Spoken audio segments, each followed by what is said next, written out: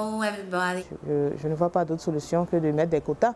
We look forward to more opportunities.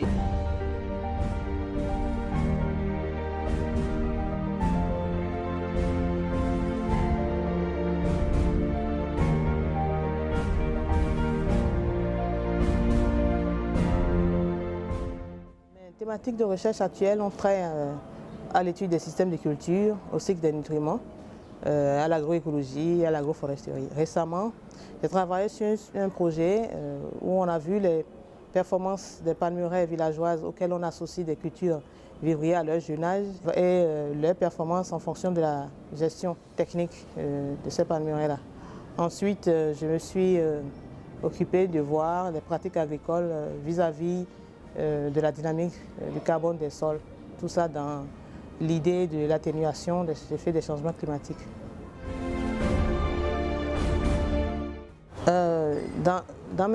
Lors de mon cursus, je me suis occupé de l'optimisation de la production d'amarante, qui est une légume-feuille endogène.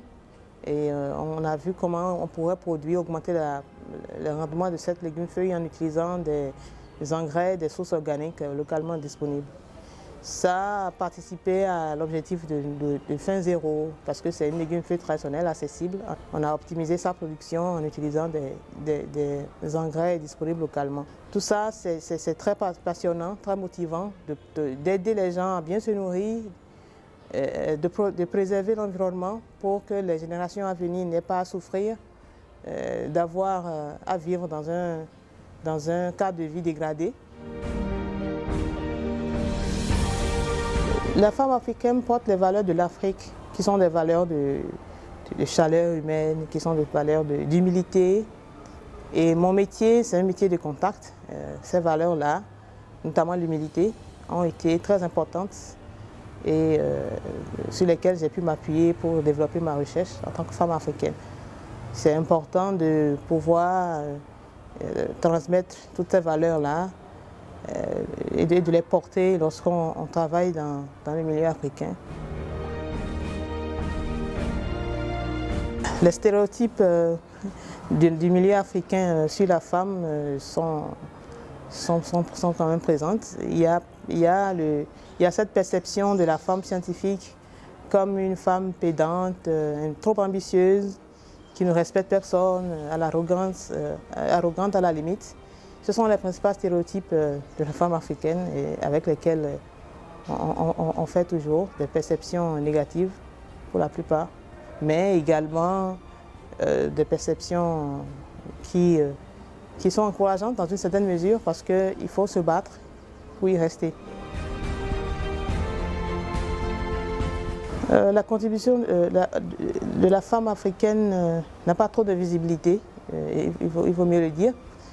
Parce que d'abord, on est très peu nombreuses dans le domaine et ce petit nombre-là, son travail n'est pas trop mis en valeur parce que déjà étant trop peu nombreuses et ayant très peu de chances d'aboutir vu toutes les contraintes auxquelles une femme africaine est confrontée pour accéder à un niveau où elle peut faire de la recherche et voilà, se donner de la visibilité, communiquer dessus.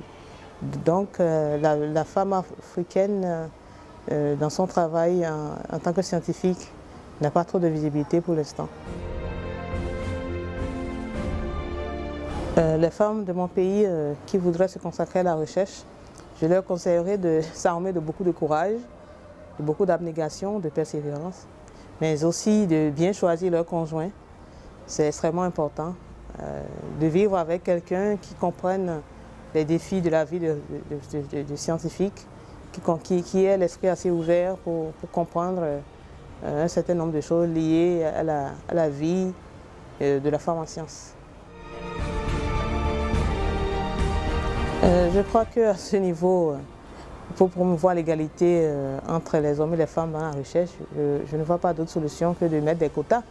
Pas seulement en tant que cible de la recherche, mais en tant que partie prenante dans la conception même de la chose. Il serait intéressant qu'ils mettent des quotas. Je n'ai pas d'autre Je ne vois pas d'autre solution vu que le nombre de femmes scientifiques à ce niveau pouvant participer à la conception de projets, pouvant participer à la mise en œuvre d'un projet est assez réduit. Donc je ne vois pas d'autre solution que d'imposer des quotas et de donner des facilités pour que les femmes, les quelques-unes qui proposent des thématiques de recherche, qui proposent des projets de recherche, puissent être promues. D'aider les gens à bien se nourrir, préserver l'environnement pour que les générations à venir n'aient pas à souffrir d'avoir à vivre dans un cadre de vie dégradé.